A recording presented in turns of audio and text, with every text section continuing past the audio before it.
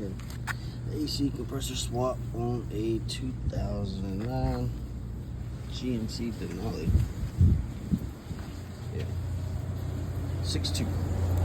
You got 4 15mm bolts. Or let's say we got 5 15mm bolts. You got 1, 2, and 3. And you got 2 on the bottom side.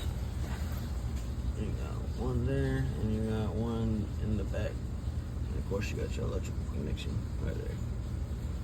But yeah, pretty straightforward.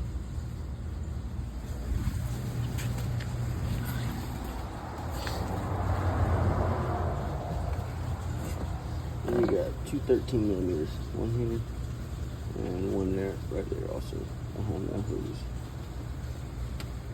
There you go. Easy enough.